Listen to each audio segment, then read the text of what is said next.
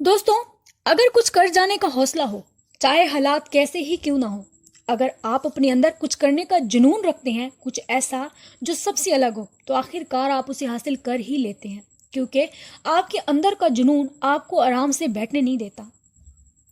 कहते हैं, जब एक कामयाब इंसान बार बार कामयाब होता है तो उसकी महज एक खबर बनती है, एक खबर लगती है।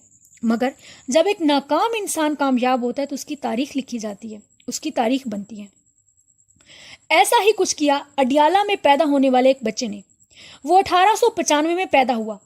जब वो 6 साल का हुआ तो उसके बाप की मौत हो गई, जिसके बाद उसकी माँ ने एक फैक्ट्री में काम करना शुरू कर दिया।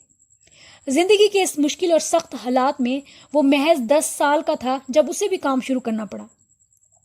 वो छठी क्लास में पढ़ता था जब उसे स्कूल से निकाल दिया गया था, क्योंकि स्कूल की फीस भरने के लिए उसके पास पैसे नहीं थे। उसके बाद उसने अपना घर छोड़ दिया और एक बैटर की हैसियत से काम करना शुरू कर दिया। 16 साल की उम्र में अपनी गलत उम्र लिखवा कर वो अमेरिकन आर्मी में भर्ती हो गया, लेकिन 1 साल के बाद उसे वहां से भी निकाल दिया गया क्योंकि उसका झूठ पकड़ा जा चुका था। उसके बाद उसने रेलवे में लेबर के तौर पर काम किया, मगर वो यहाँ काम करके मुतमईन नहीं था। 18 साल की उम्र में उसे एक लड़की से प्यार हो गया। उन दोनों ने शादी कर ली। काम ना होने की वजह से और घर के हालात खराब होने की वजह से उसकी बीवी भी उसे छोड़ के चली गई। जाते वक्त वो अपने खत में लिख कर गई कि वो एक नाकाम इंसान के साथ जिंदगी कैसे गुजार सकती है।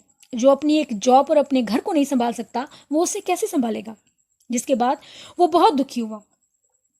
उसने जैसे कैसे कुछ पैसे इकट्ठे किए और एक फेरी बोट कंपनी बना डाली, जिसमें वो कामयाब रहा। मगर उसने अपनी कंपनी के शेयर्स कुछ अरसे बाद सेल कर दिए। वो कुछ बड़ा करना चाहता था, कुछ नया करना चाहता था। इसके बाद उसने एक ऑयल लैम्प की कंपनी बनाई और बहुत से लोगों को हायर किया जो उसके लैंप्स मुख्तलिफ शहरों में जाकर सेल कर आते थे। उसका ये कारोबार बड़ी ही तेजी से फैलने लगा। अब उसे लगने ही लगा था कि जिंदगी से जो उसे चाहिए था वो उसे मिल गया है, लेकिन कुदरत को कुछ और ही मंजूर था।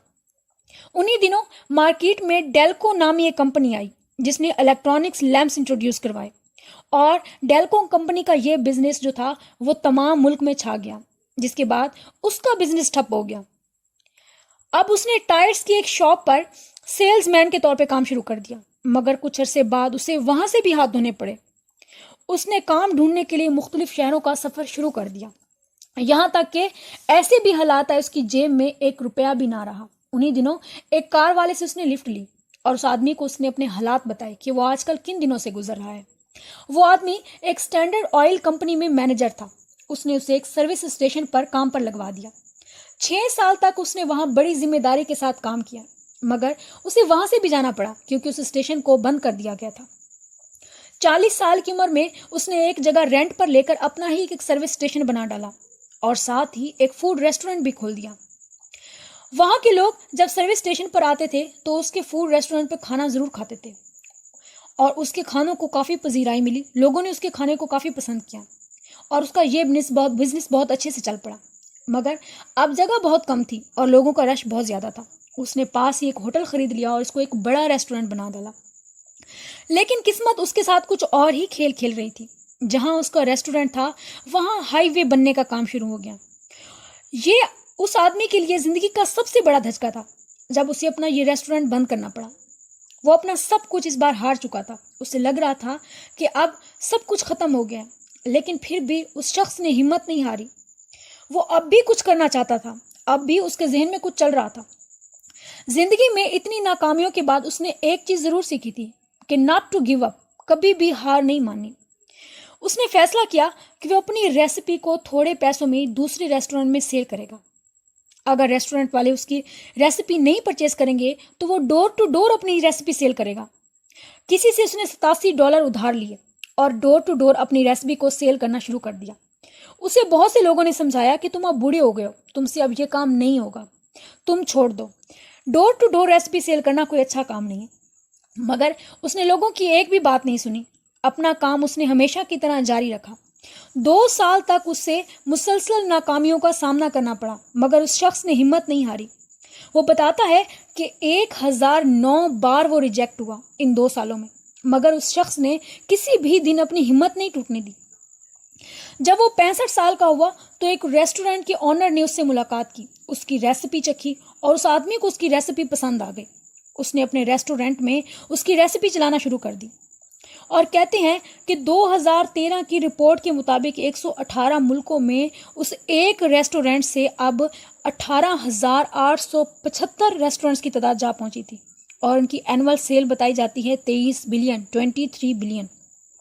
اور 2018 میں ریسٹورینٹس اتنے بڑھتے چلے گئے کہ اس ریسٹورینٹ کو دنیا کا سب سے بڑا ریسٹورینٹ مانا گیا، اور 136 ملکوں میں کہتے ہیں کہ 2,26,212 ریسٹورینٹس کھڑے ہو گئے تھے۔